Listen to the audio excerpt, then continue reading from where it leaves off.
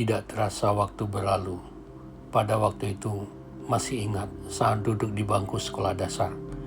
Kami ikut menyaksikan Piala Dunia 1986 di TV umum bersama para tetangga.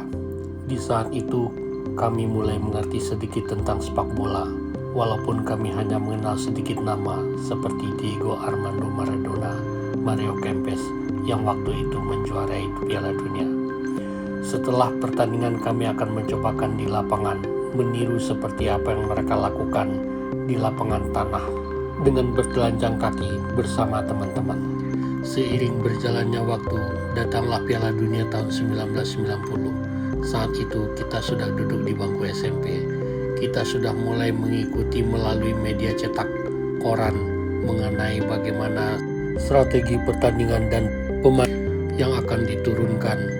Pada saat itu, semua orang masih menjagokan Argentina untuk kembali menjadi juara Piala Dunia. Pada saat Piala Dunia berikutnya adalah Piala Dunia 94. Kita menyambut dengan sukacita. Kita sudah mempersiapkan bagaimana cara mendukung tim dari yang kita dukung selama ini.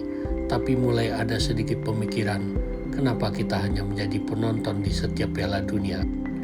Selepas Piala Dunia 94 yang dijuarai oleh Brazil, diskusi-diskusi mengenai bagaimana Indonesia menuju pentas Piala Dunia mulai bergulir, dan harapan-harapan pun datang, apalagi ditambah dengan proyek Primavera, yaitu dikirimnya anak-anak muda berbakat Indonesia ke Italia untuk mengikuti Liga Primavera di sana. Seolah-olah mimpi itu akan menjadi kenyataan, tetapi sayang, krisis moneter mendera negara kita.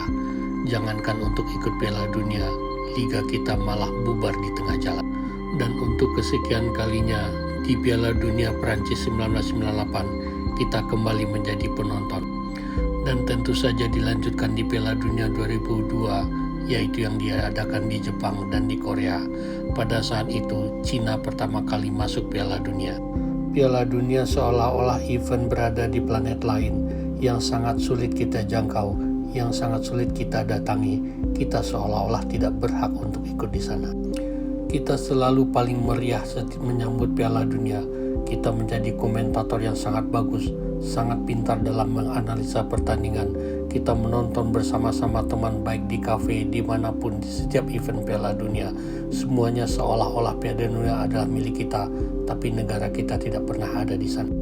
Piala Dunia menjadi bagian hiburan bagi diri kita, bagi keluarga, komunitas, dan kebersamaan untuk ikut bergembira bersama.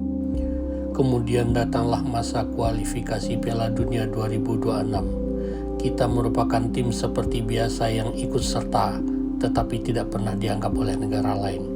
Tetapi ajaibnya, untuk kali ini kita bisa berbuat lebih banyak dan menjadi satu-satunya wakil Asia Tenggara untuk melangkah ke babak selanjutnya. Akhirnya kita kembali bisa bermimpi untuk ikut Piala Dunia, tetapi itu hanya mimpi sesaat.